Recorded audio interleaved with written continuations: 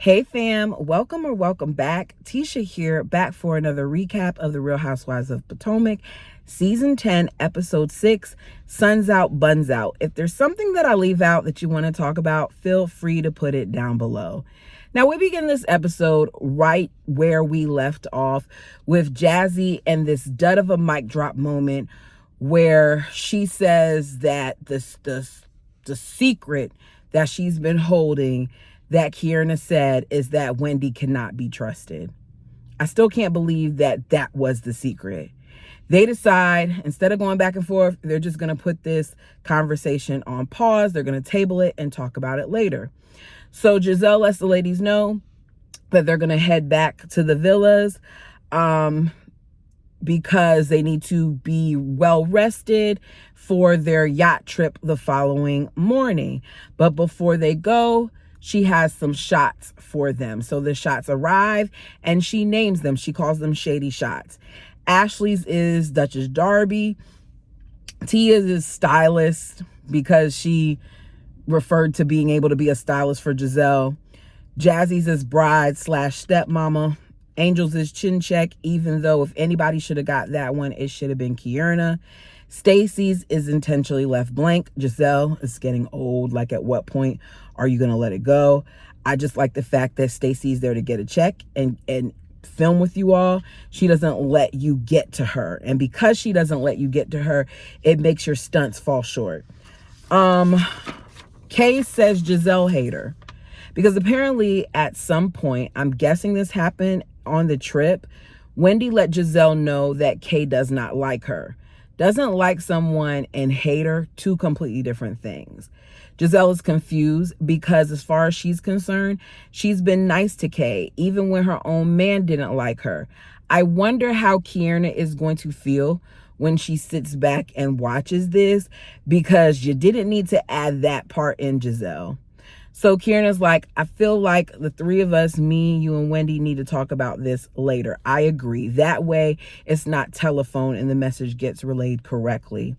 So later back at the villa, for whatever reason, Stacy is talking to Ashley. And Stacy is providing Ashley with way more information than Ashley needs. It's none of Ashley's business what goes on in Stacy's life. So Stacy is basically like, look, Timu and I got a divorce. As a result of that, we both were going out on various dates with different people. I was dating different men. And yes, at some point, I did go on a date with Chris Samuels, but nothing came of it. We did not have sex. I just don't understand why any of this matters. Everyone in this situation are adults and they are all divorced. Ashley is acting like Stacy is going after Michael Darby's flawed tale when it shouldn't concern her. It shouldn't even concern Monique, as I said previous episodes. So it's a new day. We get a scene of Ashley talking to her mom. Apparently she sent Josh a text message of herself, some type of picture, because she needs sex in her life. And he must have sent one in return. We don't need to know that. I feel like at some point, Ashley is forgetting that her sons will know the stuff that their mom did on this show. Whether they watch it or they hear about it, it's going to come back out. And I'm just tired of this overly sexed person that Ashley presents herself to be. Like, what else do you have to give us? And I'm not saying anything is wrong with a woman being in tune with her sexuality. It's just all she leads with it. And it gets old to me. So we head to Wendy's room. What she initially thought was the flu is actually a sinus infection. If any of you all have ever had that, the struggle is real. It does sometimes present as flu symptoms. I know for me, when I have it, I don't get the flu symptoms. I get a really, really bad headache, and I have like a lot of pressure in here where it hurts. And the best thing for me to do is to lay it down, because my headaches get so bad that I get nauseous, and the nausea then causes me to have what would be considered a flu-like symptom, because I get chills. You know, or yeah, it's an awful feeling. Anyways, so I understood how she would mistake the two. So she is moving around, feeling a lot better than she was the previous night. But Stacy isn't, because Stacy had some type of allergic reaction that swole one part of her lip. So she's calling it a bump, but you can tell it's swollen. And she just wonders if the other girls are going to notice. They are, because Ashley even makes some comment about how her lip is like Pinocchio. It's growing because she's lying. Whatever, Ashley. So they get on the yacht. They all have embroidered towels, even Stacy this time. It's about time. I think Giselle didn't do it the other way, where she didn't get one because it was getting old. Now Giselle claims it's because she now knows her, but you didn't have a problem including Angel, so why exclude Stacy? So Giselle is ready to talk to Kiana and Wendy, so she wastes no time. Now, I thought it was going to be a private conversation, but it isn't, which might have been a good thing, because Tia did help de-escalate some of the situation. So Giselle starts out by saying, like, Kierna, I'm confused at why you hate me. Kia's like, I didn't say that. I didn't say that. I said, what did she say? No, she said, I didn't say I don't like you. I said I was upset about you not reaching out to me after what happened. And Giselle kind of gives her the business, because Giselle was like, look, my father was dying. As soon as I left that event, I went to my father. Shortly after my father's surgery, he passed away. He is gone. You called your plastic surgeon and you were able to fix your situation. My father had surgery and he is no longer here. So you were the furthest thing from my mind. I feel like you're a high maintenance friend. I agree with Giselle. What's even more interesting to me is, if you really think about it, Giselle wasn't really Kierna's friend at this time. Candace and Wendy were. Giselle was familiar with Kierna, but they weren't friends. So why did she expect so much of Giselle? Which is part of the reason why, even though I don't feel she was, Giselle later said she was the aggressor. Giselle lost her father, and Kay knew that she lost her father. It is not Giselle's job to check on Kay. You have a mama and you got a man who can do that, especially because you knew her father was gone and she was handling everything associated with her father on her own. Kay does come off as very needy when it comes to friendship, and she also comes off as selfish. So Kay then turns it to Wendy, making it about her, saying, you said that Giselle was a snake and the worst person on the planet. And Wendy's like, I already told her what I said about her. We know that once Wendy and Giselle had their conversation last season, whether it was something that production made them do or not, but they made up, and a lot of the crap that they were doing to each other ended. So I do believe that Wendy told her that. Now, Tia brings it back to Giselle saying, you know, what Giselle went through was awful. And Tia is tearing up as she talks about it, because she says that she lost her father too, and she knows what that feels like. She tells Key, what you went through was awful too. It was embarrassing, it was humiliating, and it was an assault. But after 3 years, I don't know if she's saying like 3 years that it took her to kind of cope, or it being 3 years since the event, because I think this event happened like 2 years ago. Y'all correct me if I'm wrong. But she says after 3 years, you can't expect anything from Giselle. So we find out that Tia buried her father 8 years ago, and she, like Giselle, was very close to her father. And she makes a statement that Giselle is never going to be the same. Both of my parents are living, so I cannot relate to this. However, if you've ever lost someone, especially a family member or a very, very close friend, it does change you. So I could relate to the part of her saying that there are aspects of Giselle that will never be the same because her father is no longer here. Now, Tia says, I'm saying this, but it also doesn't change the fact that Kierna wants validation from her friends because of what she went through. So get it out so you can both know where each other stands. I said, Tia, great job. This is how you mediate. Tia is a true great addition to this cast because she adds input without picking sides. I love the way she stayed neutral in that. Now, Giselle was like, look, I felt like I was a good friend to you, and I was shocked. Kierna says she now gets it. She apologizes for not expressing how upset she was. But she said that Giselle did say that she was the aggressor in the fight. When as far as she's concerned, if something like that happened again with one of them, she would have the same reaction. And my question would have been to Giselle, do you still feel like I was the aggressor? Knowing what you know now, do you still feel like I was the aggressor? Because Kierna definitely was not the aggressor. Kierna was defending her friend. But Kierna, I wouldn't say that I would handle myself the same way, especially after having glass tossed in my face. Now, Giselle claims they needed to talk about this. She says she doesn't want to talk about it again. They both want what's best for each other. They're good.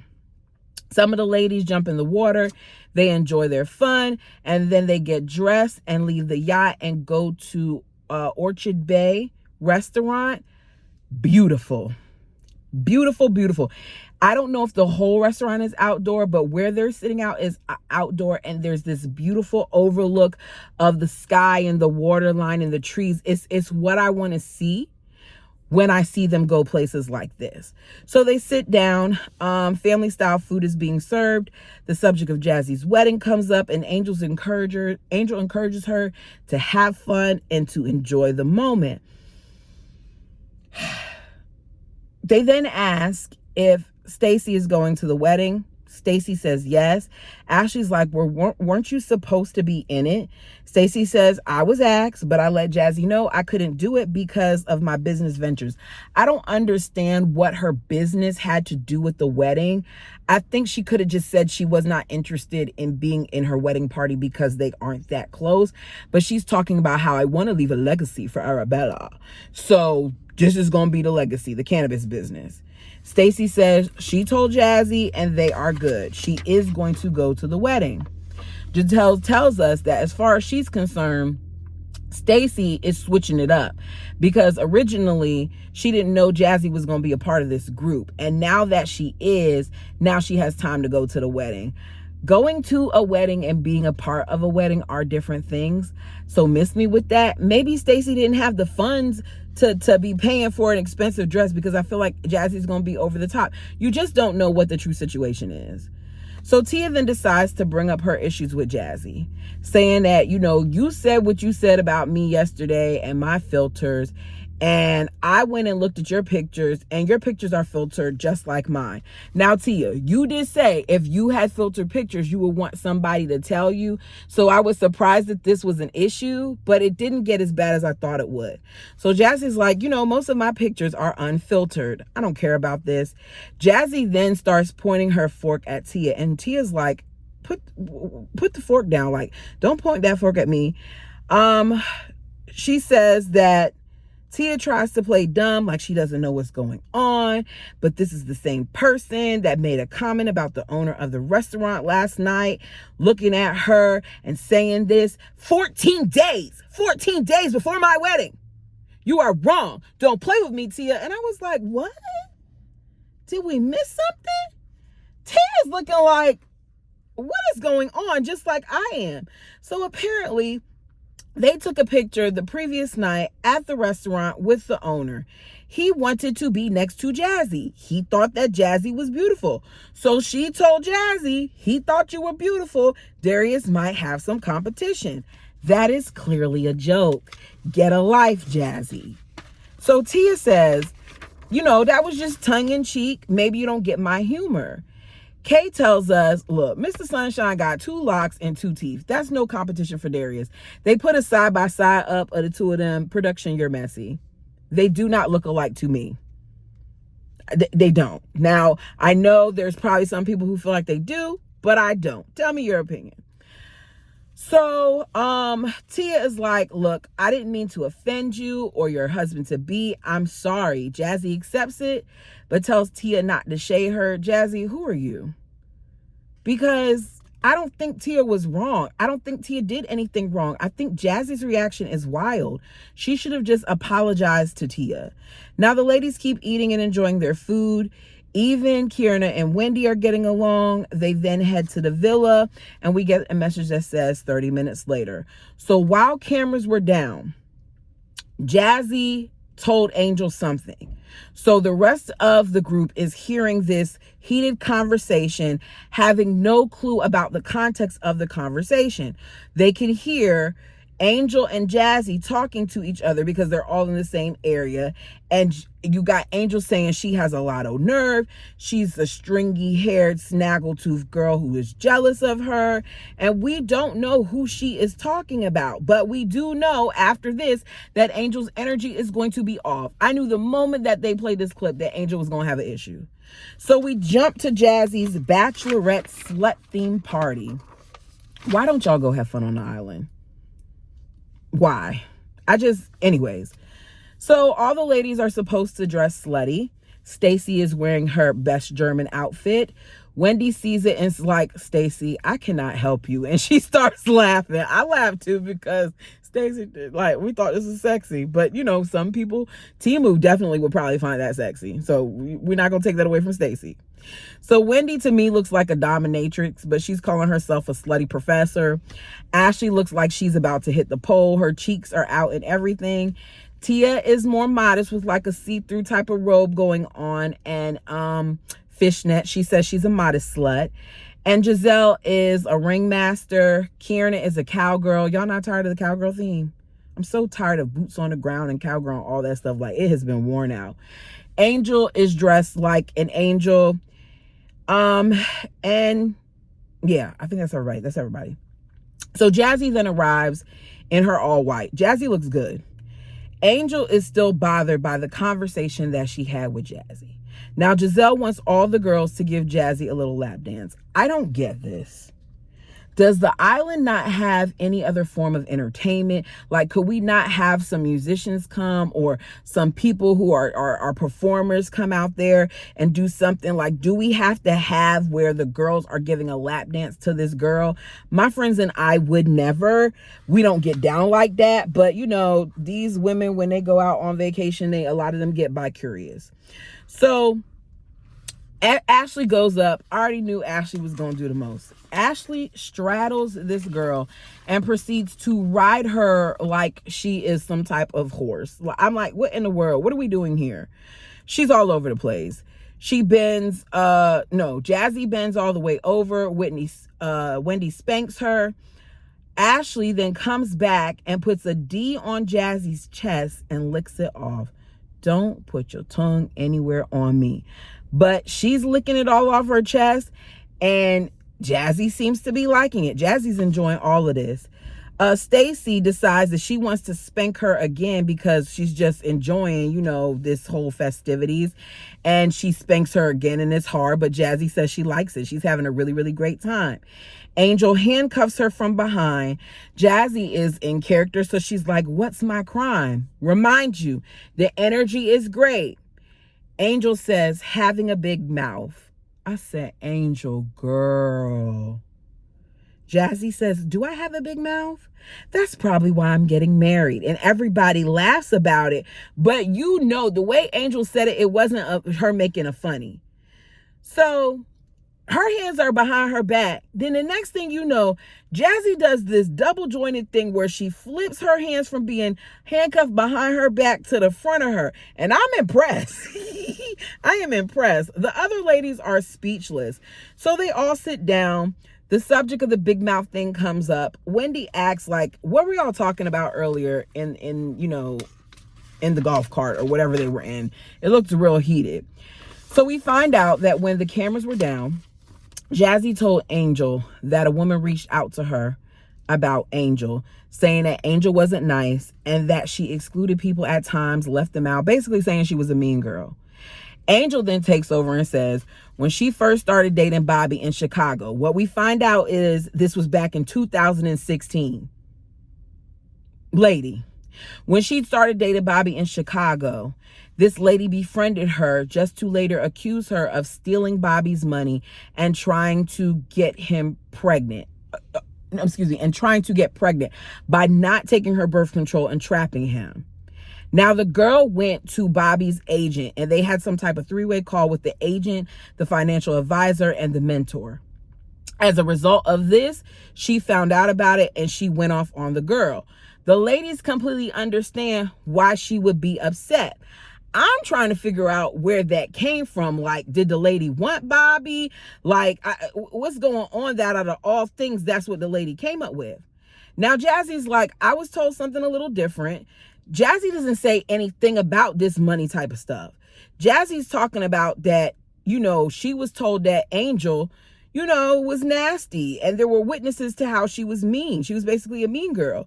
So she's wondering if this is someone that she should get close to. So the ladies are like, girl, that's a good thing that she's telling you this. Relax. That was a long time ago. You're married. You have kids. It's not that serious. But Angel, who is supposed to be this person who's all about good energy and no negativity, cannot let this go. And it's bothering her. And I just don't understand why it's bothering her so much. Y'all tell me what you think. So Jazzy says, I'm happy that I got to know you for myself and that I didn't go by what somebody else said. But that's not enough for Angel. Angel just bothered and feels like Jazzy went on some type of fact-finding mission. I just don't think she did. I just don't. Y'all tell me what you think. I do not think Jazzy went and dug up into Angel. It's not that deep, especially because she told her this off camera. So now she's mad. She told you in private. I don't understand what the issue is. Angel decides that she just needs to go lay down. Bye, Angel. None of this was that deep, in my opinion, for it to become a moment. I'm starting to think that there is truth to her being a mean girl because it's just not adding up to me. So she calls Bobby saying, I just needed to hear your voice. I'm tired of the BS and the constant inquisition of me. Angel was not ready to be on this show or be with these girls because I don't even feel like they're hazing Angel. I feel like they have questions, and Angel in the beginning seemed like someone who could take it, but we are witnessing Angel fall apart. I don't know if a part of that is because of the issues that she has associated with her body. Maybe it's postpartum. I don't know. But it's hard to side with Angel when she does some stuff. So Kiana comes out to make sure that her friend's okay. She tells Kay, look, I'm okay. I'm tired. Just go ahead and have fun. But Kieran's like, no, you're not okay. You're crying. And she's like, no, I'm good. I'm just talking to Bobby. I'm good. I put in my notes this is postpartum because I'm confused. And if it is, take time to heal, work on it, and come back after. So the ladies are over Angel. She walks back in and Kieran's like, look, she's in a fragile space. And Wendy says, okay. Jazzy did her a solid key. She told her without the microphones and the cameras, meaning it didn't need to come to camera.